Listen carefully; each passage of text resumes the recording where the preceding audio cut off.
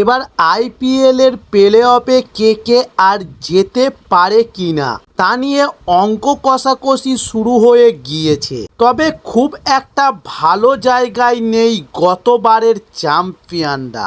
৯ match খেলে মাত্র ৩টিতে জয় পেয়ে কেকেআর এখন পয়েন্ট টেবিলের ৭ নম্বরে রয়েছে। তবে প্লে অফে উঠতে হলে ১৬ পয়েন্ট পেতেই হবে কেকেআরকে।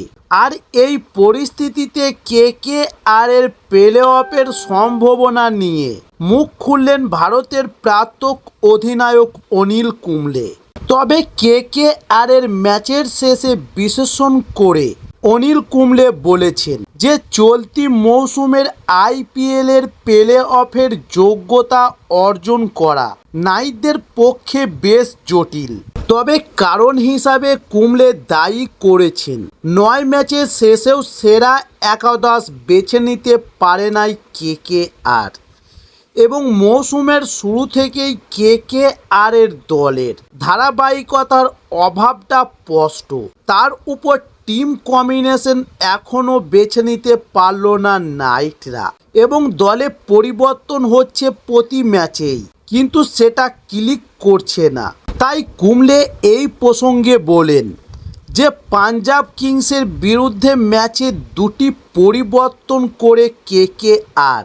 তবে পরিবর্তন হিসাবে দলে আসেন চেতন সাকারিয়া। প্রথম ম্যাচে খেলার সুযোগ পেলেন তিনি এবং রহমান পায়েলও কেকেআর এর হয়ে প্রথম ম্যাচ খেলার সুযোগ পেল।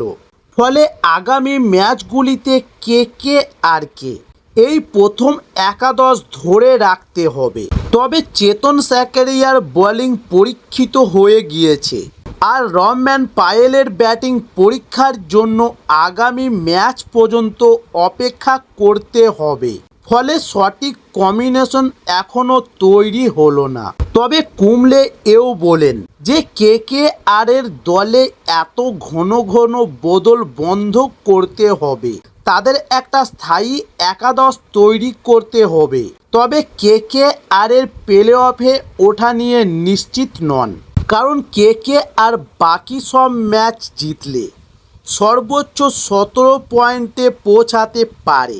আর আইপিএলে দেখা গিয়েছে ১৬ পয়েন্ট পেয়েও প্লে অফের টিকিট পাওয়া যায় চতুর্থ দল হিসেবে। তবে কেকেআর এর সুবিধাও আছে, এখনও ঘরের মাঠে ২টি ম্যাচ আছে কলকাতা নাইট রাইডার্সের, চেন্নাই সুপার কিংস ও সানরাইজার্স হায়দ্রাবাদ এবং রাজস্থান রয়্যালসের মতো সহজ প্রতিপক্ষদের বিরুদ্ধে।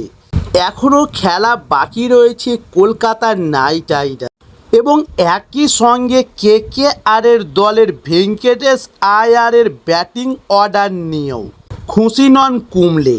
তার মতে ভেঙ্কটেশ আয়ারকে ব্যাটিং স্থান পরিবর্তন করা প্রয়োজন।